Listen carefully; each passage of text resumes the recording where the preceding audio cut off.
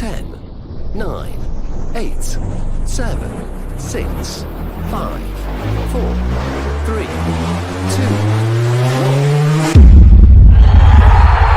Champions! Wrexham are promoted! They have their storybook ending! You can walk through the fire. You can walk through the fire. When it's down to the wire. You can walk through the fire. Howdy, everybody. Welcome to the Wrexham Texan. My name is Jake Green. Thank y'all so much for joining me today or tonight or whenever you're listening to this or watching this. It is episode number 92. 92 episodes I've been doing this. 8 more to go until 100. I feel like I should do something special for the 100th. And I also feel like the 100th episode is going to be maybe at the very beginning of the season. Which will make it extremely special. That'll be fantastic. But this is season 4 of my show. For those who've been watching, it's a show based around, or originally based on the documentary, and me as a filmmaker analyzing the show and kind of talking about how they put it together, my thoughts on how they put it together, and my analysis of their camera work and their editing and their directing and all that kind of stuff. I am a documentary filmmaker. I've made a few of them. I also make a docu-series called The Cascade Effect over on PeacefulSea Network, as well as a bunch of other stuff. I do a ton of stuff in film and television. So you can go check out all that stuff on PeacefulSea Network. And yeah, appreciate y'all tuning in. Got into a little debate with somebody online a couple weeks ago, talking about how I criticized the new CEO, but also thought the club was being handled really well. Just wanted to say, like, there's no separation between me wanting to, like, saying I would run things slightly differently but still being okay with the result of how it is being run right now. Like, that's not a problem. Also, one of the points this commenter made was that I disliked the international tours that we do during the off season. Yet I was happy with the CEO's performance. And I want to say, like, that CEO did not come up with those tours. Those tours were happening before the CEO arrived. There's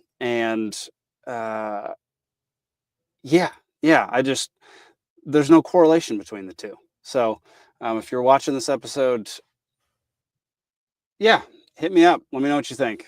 I don't, we were doing the international tours long before he showed up. And I still think he's doing a fantastic job. So, which leads us to this episode, which is Disney FC. It's episode number 3 of the season, of an 8-episode season. I just looked on IMDb to see if that's correct. And it is an 8-episode season. I feel like they keep getting shorter and shorter. Do you think that's the case? I feel like the first season was like 20 episodes long. And they just keep getting shorter and shorter. I don't know. I don't care for it. I need a 10-episode season out of something like this that has this kind of budget behind it. But 8 will do fine, I guess. We'll live with 8. I don't see it as much over here, the whole Disney FC thing. I think that's more of a European taunt to call Wrexham Disney FC. I don't think that has the same impact over here. I don't think anybody would really care at all. So it was never something that irked me. I couldn't care less if we're called Disney FC or anything else. It doesn't seem relevant or like an insult. Yeah, the only thing it might be slightly insulting to is the town, which is removing their name from the club. But all in all, it's just a weird insult that people throw around, um, saying that we buy off the refs and all this kind of crap. We don't even have and we pay our players too much, but like we don't have the same budgets as everybody else did in League One, and we certainly won't in the Championship. So never understood this. Never understood this insult. But it opens up. It's a very Robin Ryan heavy episode, which are generally very funny and very good. They play really well off each other. Every now and then it's a little awkward and a little, yeah, but that's how it is with everything. That's just how TV goes. So we start off with them being interviewed before the opening titles. And then we go straight into Crawley Town. And I remembered this game perfectly. I remember Lee scored. I remember Cleworth scored on a header. And that doesn't always happen with me because there's so many games each season and I'm watching them all from, on my iPad or TV. So it's not always memorable. Each game isn't always memorable, basically, is what I'm saying. But for some reason, this one was, and I remembered it, and I remembered who scored and when they scored and how they scored. So that was pretty cool.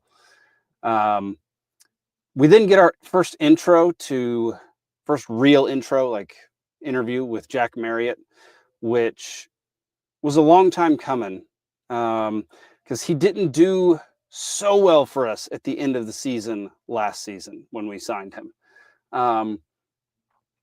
I think he just needed to get his footing again. And they kind of mentioned that in this episode that Parky thought he just needed to regain some confidence. And he even says it, like he says in football, you're just kind of treated like a piece of meat. And I find that extremely sad.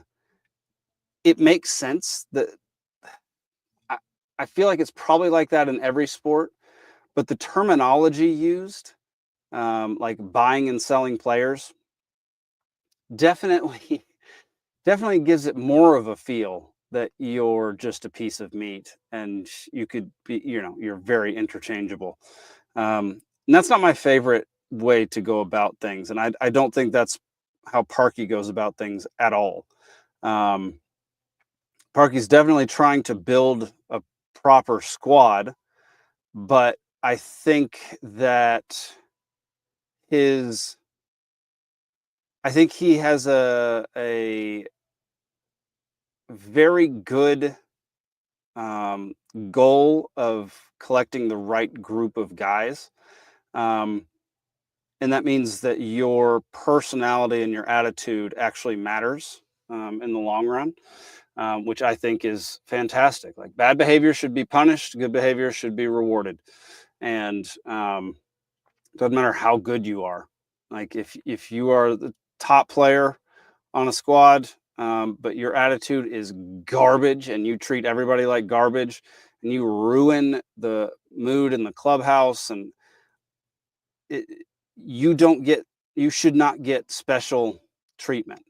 Like you do not belong on that team. You're not treating your teammates with respect, so on and so forth. So I don't like that Jack has just felt like a piece of meat throughout his career. I hope that changes. I hope that changed once he got to Wrexham. We'll see if he ever mentions that in an interview. But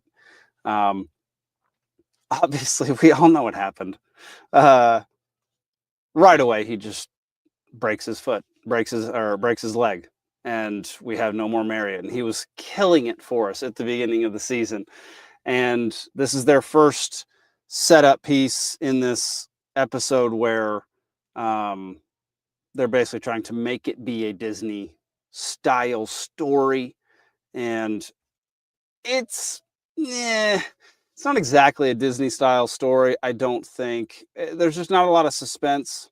I guess if you're watching this and you have no idea what happened to any of the players throughout the season or any of the results of any of the matches, then it's kind of a Disney-ish story.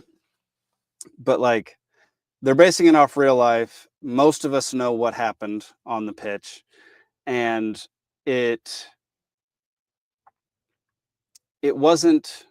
There's no suspense, obviously, and it wasn't. I don't know.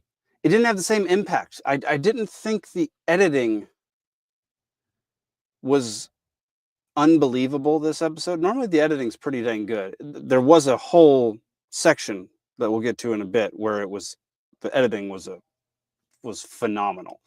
But overall, I didn't feel like they kept I feel like the levity far outweighed the actual emotional drama of the injuries that they show throughout this episode.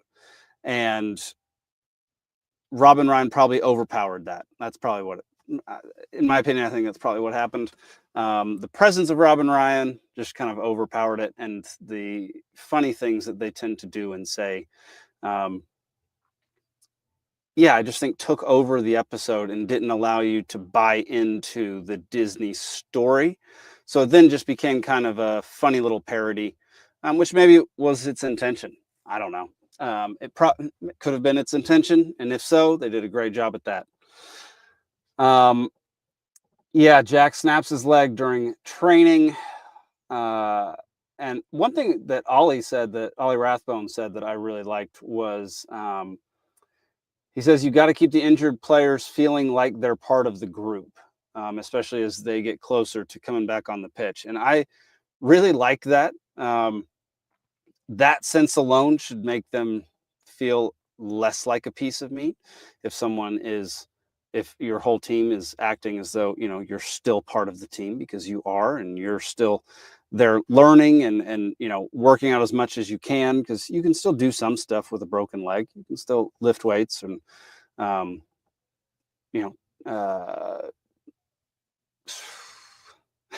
do book work and learn plays and watch film and all that kind of stuff. I thought that was a really good thing for Ollie to say. And apologies if y'all can hear the music in the background. This is supposed to be a soundproof booth, and it is not at all soundproof tonight. It is extremely loud music out there. Let's see here. We then head over to the Mansfield game. Barney scores pretty quickly. I remember this one as well. Okonkwo goes down in the box. And what we didn't know at the time was that about 45 minutes of gameplay prior to that moment, he had broken his wrist. But he kept playing. What a freaking stud. Dude breaks his wrist, doesn't tell anybody, just thinks it's a strain or something, keeps playing, goes through halftime. The trainer, Kevin, doesn't spot it, which, if Arthur's playing it properly or playing it down, obviously Kevin's not going to know, unless it's very apparent. And then Okonkwo comes back onto the pitch, and in the 60, let's see, I can't remember, sometime in the 60 minutes range, Okonkwo goes down again. This time he's not gonna stay in the match. Let's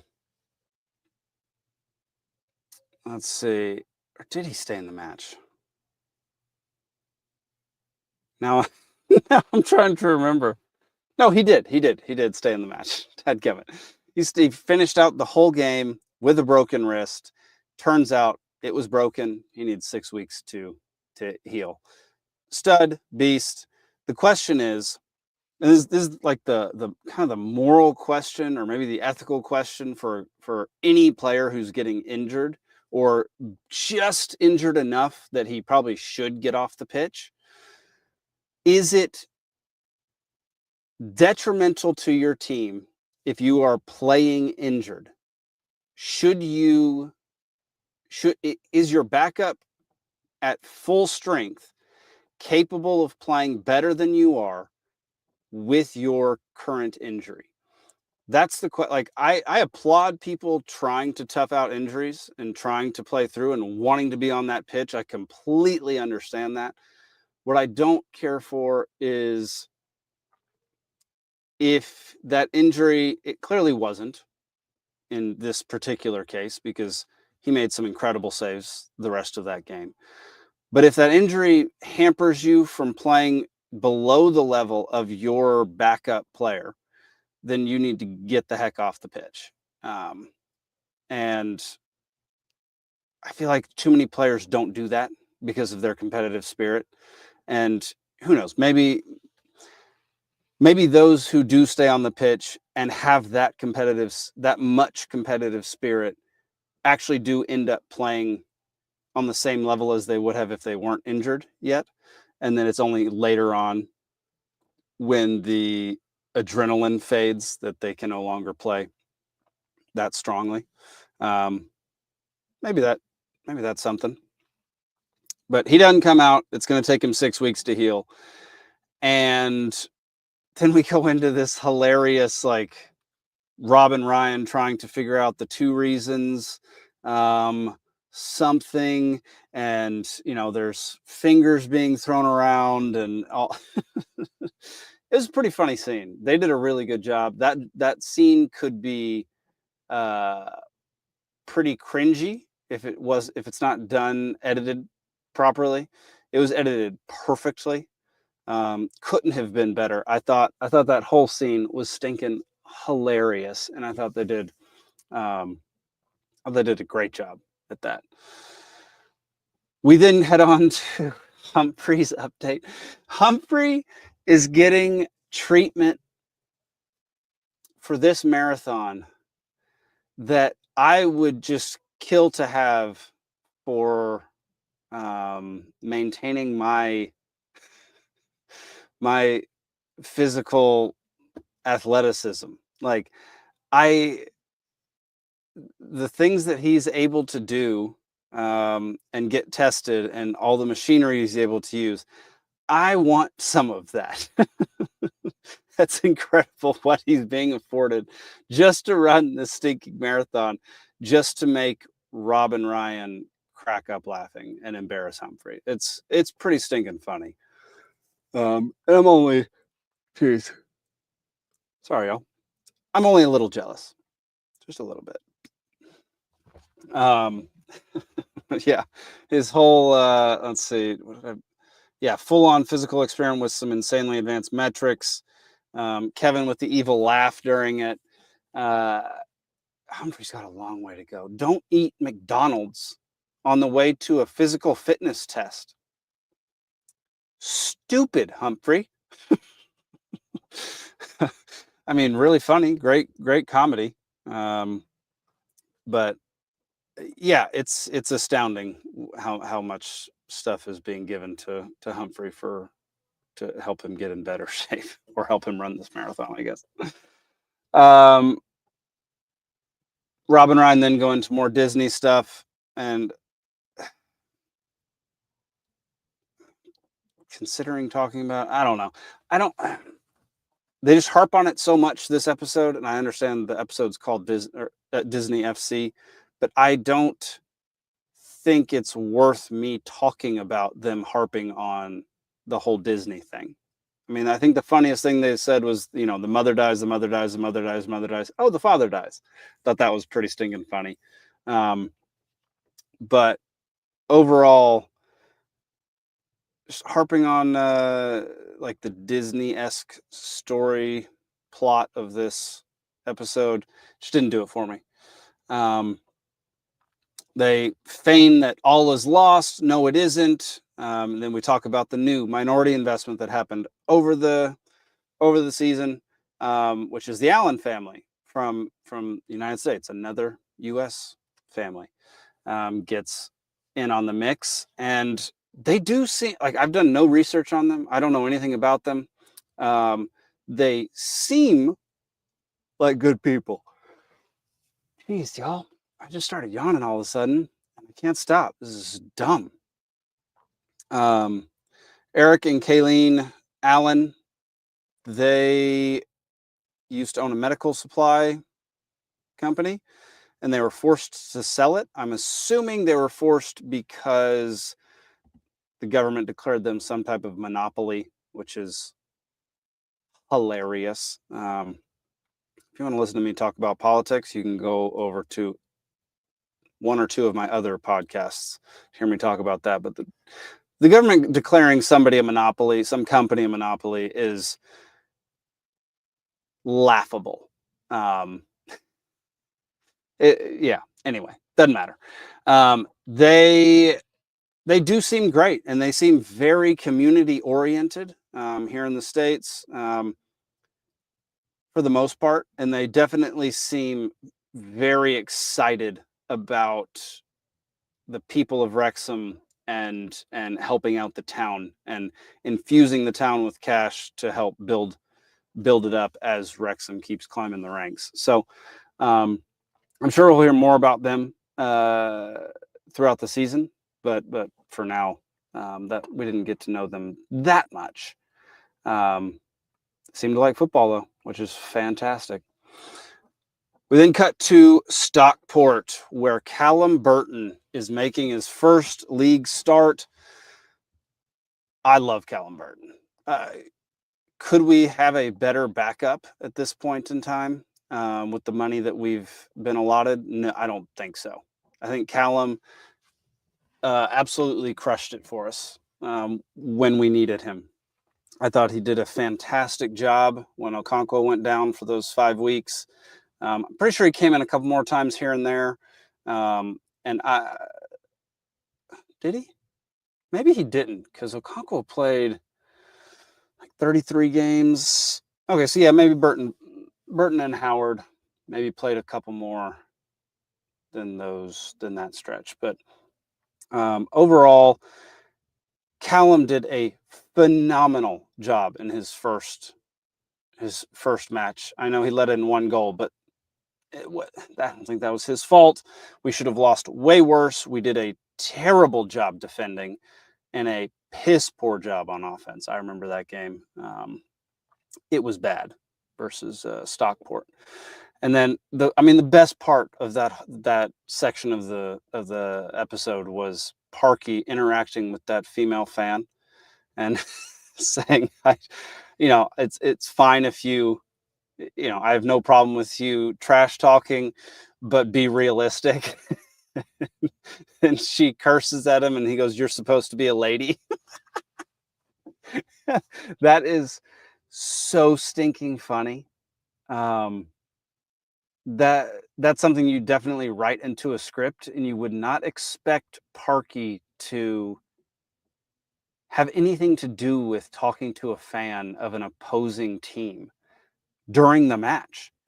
I thought that was one of the funnier things that I've ever seen Parky do. Maybe the funniest thing I've ever seen Parky do was that moment with that fan. Callum then helps us to go on and beat Exeter and Lincoln. And then in comes the Cosm. I have got to visit this place.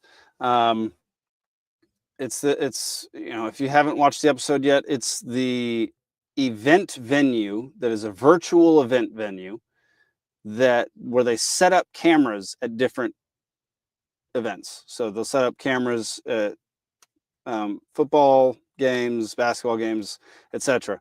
And they have stadium style seating, and they have the cameras set up in a way to make you feel like you're inside the stadium. You're part of the fan club, or you're part of the supporters. Like you're in the stands, basically. You're in the stands.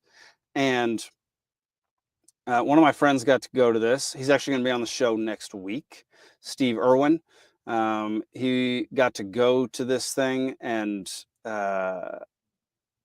and participate, and got to meet Rob and Caitlin and all of them. Actually, during this episode, I saw one of my old friends sitting next to Glenn Howerton, Nick Wexler.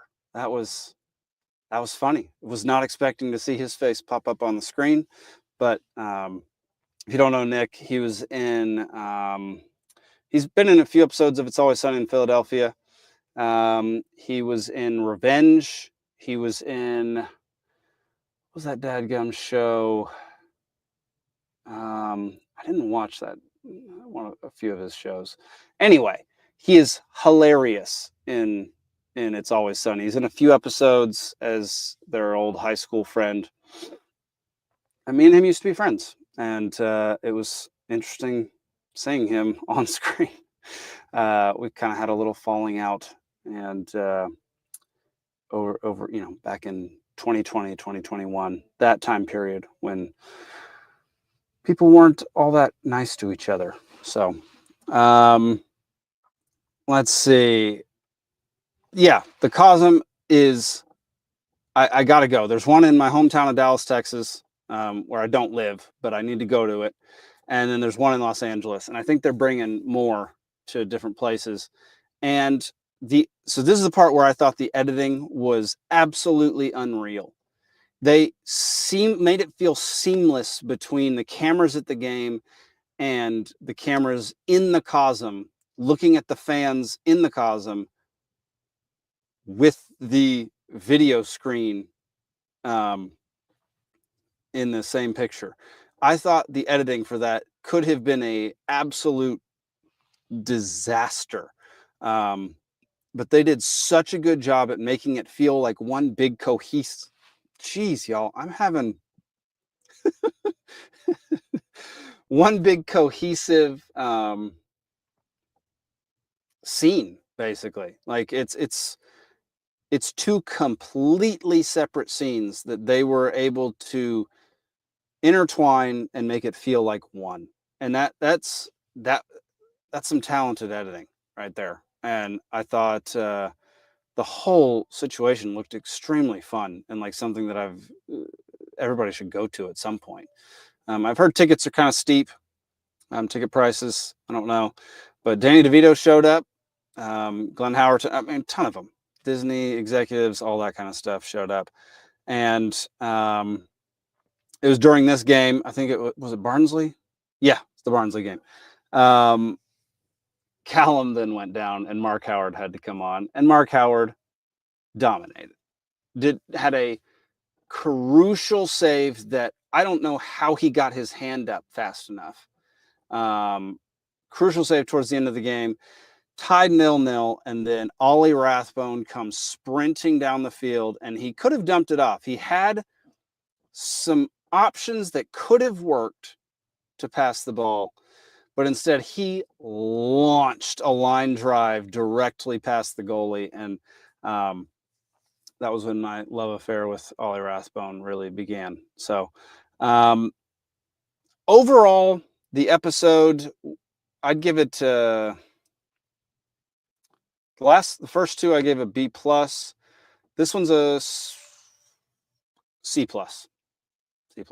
And mind you, again, I'm a harsh grader, so it is what it is. It's a C+ episode. Still enjoyed it. Didn't think it was trash. Had some really good moments and some good information, but didn't, I don't know, it didn't hit me. It didn't make me crack up laughing, and it didn't make me feel too much in my chest. And maybe that's because I know the outcome of these injuries already. Maybe that's why. Maybe it's because it's a documentary series and it's not a, just regular television series. I don't know. But yeah, overall, C+, and still enjoyable. Very enjoyable. I look forward to watching the next one. I'm literally watching these few hours before I shoot these on Wednesdays. And I realize I'm 1 week behind. It's because they launched the first week with 2 episodes, and that drives me crazy. If you're going to have an 8-episode season, do one at a time. Don't do a double episode to start. That I don't like that at all. You're taking away a week of joy from me. But yeah, I think that'll do it, y'all. Like I said, next week, Steve Irwin's coming on the show. It's probably going to be a long one.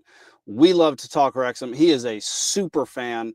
And the amount of Wrexham gear this guy has been able to acquire over the years is astounding. He sends me care packages sometimes of just random Wrexham stuff that he's gotten. He's one of the most generous people when it comes to basically anything, but especially Wrexham.